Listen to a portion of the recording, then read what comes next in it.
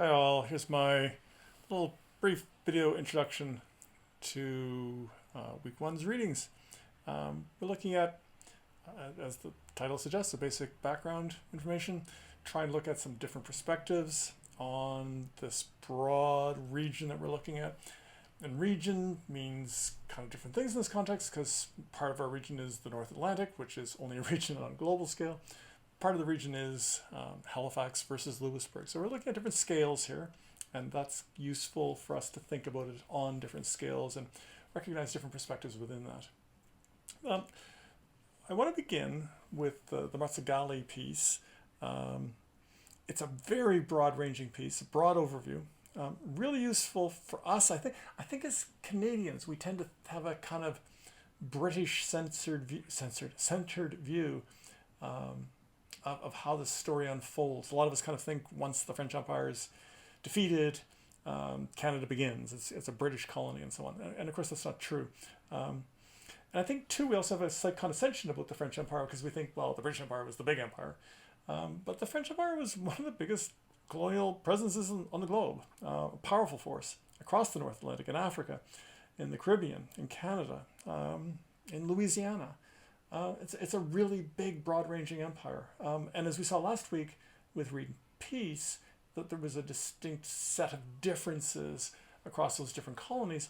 We can certainly look at the French territory and see something, agricultural in Canada, in modern-day Quebec, something agricultural but also fisheries-based and trade-based in Acadie, Nova Scotia. And then we can go down and look at Louisiana and see something slave-based, plantation-based, really quite different colonies.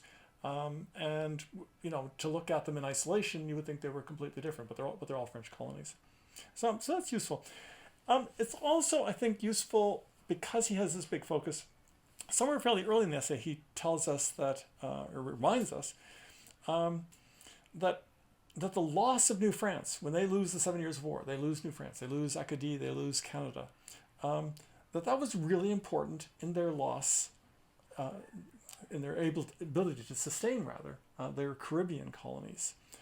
They needed, or at least it would have been better to have, a North American entrepot as a trade center, as a point of contact, as a point of naval protection for those Caribbean colonies. And those Caribbean colonies are really valuable, with a lot of money, with a lot of trade goods, powerful political forces back in France. Protecting them was important. Protecting them from France was harder than protecting them from North America. So that goes directly to Louisbourg. Louisbourg was that winter port. Montreal couldn't be a winter port. Quebec couldn't be a winter port. Louisbourg could be a winter port. You could get ships into the Caribbean from a naval base to protect them during a war from Louisbourg. You couldn't from Quebec, and it would be difficult from France. So that really important kind of context to think about there. I'm going to move on to talk about Callaway, Anderson, and Johnson all as a group. I think each one takes a big view, a broad view, but with very different perspectives. Johnson's is clearly the narrowest. He's just looking at Halifax and Louisbourg in that period between 1749 and leading up to 1758. He doesn't look at 1758, but he's looking at the setup to that, the competition between French and British for the ability to patrol off Nova Scotia, to protect access to those fishing banks and so on. So he's going to help us understand the beginning of that story, but on a fairly tight regional perspective. Anderson, on the other hand, takes a much broader perspective, also starting at the beginning of the 7 Years' War. Well, actually, Johnson's not the beginning, he's even before the beginning. But Anderson's looking at that kind of setup to the 7 Years' War, or as Americans call it, the French and Indian War. But he's not offering a broad view of all the kind of things you might think about. He really wants to focus on the military dimensions of that story. We turn to Callaway, Colin Callaway's book, very broad and very diverse examination of what's on the ground in colonial North America. And he's focusing after 1763, so at the end of the war. But he also gives us a nice picture of what's on the ground at the time. And it's a remarkably diverse picture he portrays for us. And one of the things I love about this book in general, but you certainly see it in this chapter, is he combines small stories, individual stories, with the big context stories. So you're looking at individual people in this larger framework of the story, even including those stories of death in this time period. And it's easy to think about people dying in the past because we don't actually experience it. But of course, to parents losing children and things like that, those were extraordinarily important moments, even during warfare. So it's useful again for us to be reminded of that human dimension of that story. And I love the kind of focus he gives us on that broad range of things. He also gives us, I think, a lovely view of the continent and the continent's considerations. I want to turn quickly to this map, the British and French dominions in North America from 1758, in the middle of the 7 Years' War. And there's that text down below. You probably can't read it on this screen, but if you go to the Library of Congress website, you could see the original there. And one of the sentences it points to, I think it's a useful sentence for us, it's towards the end of that text there. The author writes, "The French have made a chain of garrisons and settlements from the Gulf of St. Lawrence," so that's where we are, up in Acadie. The Gulf of St. Lawrence, of course, guards the access to the St. Lawrence River. St. Lawrence River takes you into the Great Lakes. The Great Lakes takes you into the interior of North America. So a chain of garrisons and settlements from the Gulf of St. Lawrence to the Gulf of Mexico in the southern part of what's now the United States. And really what they're pointing to is that chain that is that big arc from Nova Scotia all the way down into Louisiana, where the French have an established presence. And as we saw last week, largely a presence through relationships with indigenous people. It's not like a huge military presence there. Anchoring that story are things that we Canadians already know fairly well, the big stories of the defeat of France in the 7 Years' War. And so we'll recognize the importance of a city like Quebec. We'll recognize the importance of a city like Louisbourg in Acadie. These are important military positions, and they're important to the downfall of the French Empire and therefore to the future of Canada. But of course, they weren't thinking about Canada. Well, they were thinking about Canada, but they were thinking about the French Empire's version of Canada, but not the Canada we call Canada. They were thinking about the French Empire. And so there we have to think about a much broader terrain. And that includes places like New Orleans in the Gulf of Mexico. And of course, geographically, remember that Mississippi River takes you into central North America, connects to the Great Lakes. The Great Lakes connect to the St. Lawrence River. When they control those points, they control North America, the interior of North America. And so to scoot back to this map here for 1 second, that's why the British Americans feel hemmed in there. They feel the French are surrounding them, indigenous people are surrounding them. And again, remember what they call the war, the French and Indian War. This map really kind of highly, quickly, succinctly illustrates that general point. But what Callaway also points to, and I think this is equally important, are smaller settlements along that chain, one of which is Detroit, which is the modern city of Detroit. And here's a lovely little map of it from 1764. And I think this is a nice illustration of the different nature of French Empire in North America. It's a fairly small settlement. You can see here there's a centralized, there's that block in the center, which is the fort itself. And the fort itself is on the north shore of the river. It's a really quite small spot there. But around it, you can see habitation, the place where the French settlers are settled and are building farms and so on. But you see something else. Read some of the details of this map. You can see we have a village of Huron peoples here, and we have a village of Outaouais, or what we might call Ottawa people. And over here we have a village of Potawatomis and Anishinaabe people from the north shore of Lake Superior. This is very much a centralized trading location, a kind of point within the within the French Empire, where indigenous trade patterns, where indigenous nations, where the French and trade and business and diplomacy and warfare all come together. And I think it's a really interesting site too, because there's several of these. The Illinois country, of course, Illinois is a French word. There's that whole territory is, again, not occupied. Remember what Reed and Peace were saying last week. This is not settler colonialism. They're not occupying it. They're not dominating the territory. But they're there. And they're forming these little societies. And it's an interesting possibility that maybe you might have had this kind of mixed indigenous French population expand and develop and have ultimately come to be very important in Central North America had the 7 Years' War not defeated the French. Of course they did, and this doesn't happen. But it does point to a kind of different possible history that might have emerged there. In our territory, we don't see anything quite like that, although there were certainly relations, and we'll read about this later in the term. There were certainly relations between indigenous people and French people and French Acadians. But one of the places we're going to look at in our map project, Port Toulouse on Ile Royale, here's a map of it from 1733. It is not mixed like Detroit was, but it's right on the edge of Indigenous territory. There's an Indigenous village just down the coast. You can't see it on the map, but it's just on the body of water on the right. It's just down the coast from there. And this village, Port Toulouse, is where Indigenous leaderships and French leaderships met on an annual basis to renegotiate and to discuss diplomatic relations. So it's a very important center, and it's kind of a transition point between Indigenous territory and French territory. But it really highlights, yet again, a more mixed population, a more plural population, a more plural understanding of the relationships between settlers and Indigenous people than you see in the British colonies. And we saw some of that again last week. I want to turn quickly to the cod fishery, incredibly important. In Canada, we tend to think of the fur trade as that thing that developed Canada, and that's true. There's certainly a significant level of expansion, and Detroit is part of that, of French and British traders going into the interior, opening it up to European colonial emphases. But in terms of money, in terms of investment, in terms of people employed, in terms of importance back in Europe, the cod fishery is much more important, much more important. It feeds European people. It feeds European armies.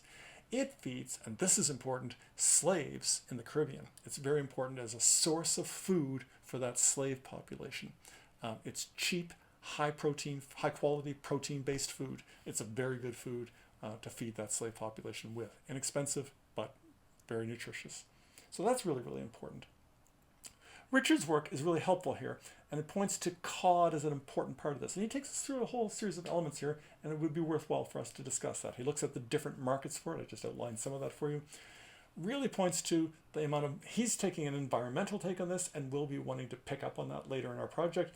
But money too matters. I mean, there's a lot of money being made in the fishery. And also an importance for the Navy.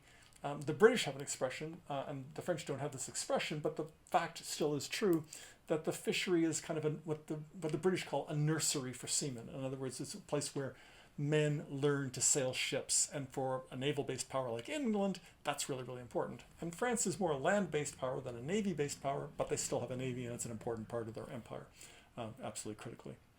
What Richards also does is he takes us through that French fishery. He looks at the importance they place on keeping it in 1713. And again, the reasons I just outlined are part of that. But he also takes us to New England. He also takes us to the importance of New England. And it's really important. Look at this map here. This is a map from the 1720s. Very crude map. Nova Scotia doesn't look anything like that, but not roughly like that, but only really, really roughly. Pointing to the fishing banks, where those large prominent locations of many, many fish, particularly codfish, are located. And some of them are really quite famous and well known, like these ones off of Newfoundland, the Grand Banks, the biggest of all the banks, an important source of fish. But again, this feeds into our story, that regional story. Also fishing banks off Nova Scotia. So when the British capture the mainland of Acadie in 1713 and hold on to it in the subsequent treaty, they gain access to these fishing banks as well. But that's why they hate Louisbourg, because Louisbourg's right there and it can pose a threat to their control of those fisheries. But let's remember that Massachusetts itself, Boston in particular, are fishery-based economies. By the time of the American Revolution, agriculture has taken over. Much greater population has passed the fishery. But in the late 17th and first half of the 18th century, fish still matter enormously. A lot of money and a lot of concern about hanging on to that territory, protecting that territory for New England. So a New England dimension to the story, not a British dimension, a New England dimension to the story. This is the map, just quickly, this is the map from Richard's book showing, again, those same banks. I love that they show the banks, and these 18th century maps show them all the time. They're just as important as the land. But on this modern map, it really stands out as something you don't normally see on a map, but it's important in the 18th century. I want to move on to our primary sources. Quickly on Pichon. Two chapters you're reading. One focuses on Ile Royale, Cape Breton. The other focuses on Ile Saint-Jean, Prince Edward Island. And what I just want to emphasize quickly for you is that they're very different descriptions. He paints Ile Royale as kind of a series of mistakes and bad calls, bad judgments, and so on. And then when he gets to Ile Saint-Jean, he paints a very different picture of successful agriculture and good access to fisheries and all kinds of good things like that. So much more positive accounting. And it seems puzzling, no? It's surprising that he would have this radically different take. So it raises some basic questions about why he emphasizes this. Now you might say, obviously, agriculture is better in PEI than it is in Cape Breton, and that's true. But maybe not to the same extent. And he also seems to be pointing to political decisions more than just, the quality of the soil or something like that. So that raises questions about who our author was. Who is this man, Pichon, and what's he all about? And that's a basic consideration when we're looking at primary documents all the time. Who is the author of the text? What is their context? Why are they making that particular claim? Who is he? Why is he saying those things? That's a useful approach for us to take. Finally, turning to those maps at the end. I love these maps. Drawn 20 years apart. One's French, one's British. Here on the slide, I've zeroed in on one area to compare the two areas. It's Port Toulouse, again, one of the villages that we'll be looking at in our project. What I really want you to focus on are some of the unusual names we're seeing here. And I've listed some of them here. I want you to think about those names and what those names mean and what they mean to thinking about empire and imperialism in this time period. And then we can turn quickly to this British map.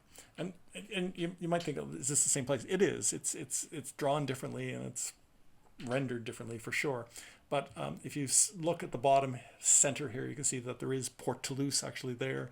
That island today it's called Ile Madame, but here it's called Ile de Fer, which is unusual in and of itself, but that's another story. But this is a French map, and this is a British map. And they are drawn 20 years apart, and the names are radically different. And so that gives us a sense of how maps project what people want you to see rather than what is on the ground.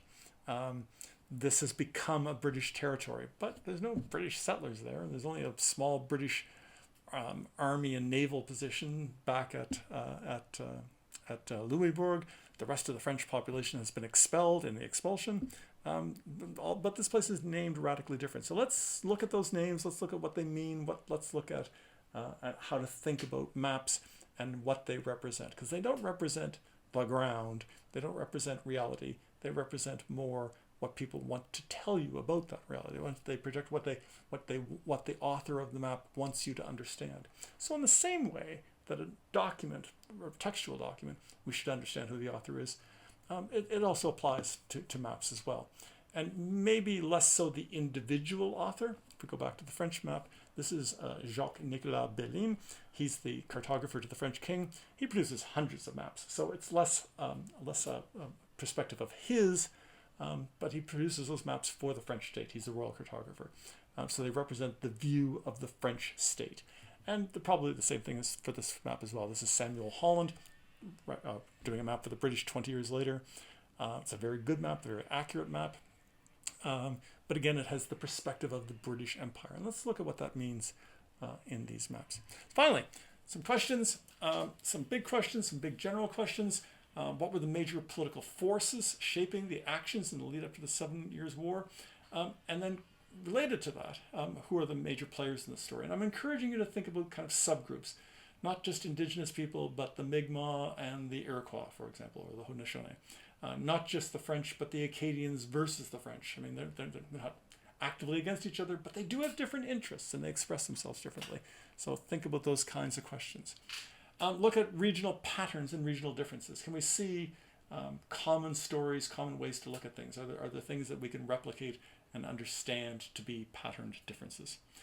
Then look at Johnston, Anderson, and Callaway. I dealt with them just a few minutes ago in common as offering similarly broad-based views, but they also give us quite different overviews from quite different perspectives. So let's discuss how they're different and why they're different. Why are these people telling us different stories, and what does it mean that they're telling different stories? In some cases, it's just a different subject, like Anderson is giving us a military history.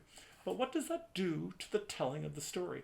Obviously, in some ways, it will emphasize military matters, but it's still going to intersect with politics and trade. And so how does he recount that, and does it matter to how he tells it? Is it different from somebody who focuses on trade? And there I don't mean different in the details, but different in the meanings that we might attribute to that story. Finally, let's get historiographical. I always want you to be historiographical. I want you to think about the perspectives of historians and of history. But thinking back to Reed and Peace from last week, let's talk about the different settings they describe on the ground. New England versus Acadie, different governments and so on. But let's also talk about, as we see here, different historians taking different perspectives. So not just the fact that there is a concrete difference on the ground, two states having different governments, that sort of thing, but of different historians looking at it differently and asking different questions. Those two can lead us to greater understanding of how history is written and how it shapes how we look at the past. Look forward to reading your responses here. Take care. Talk soon.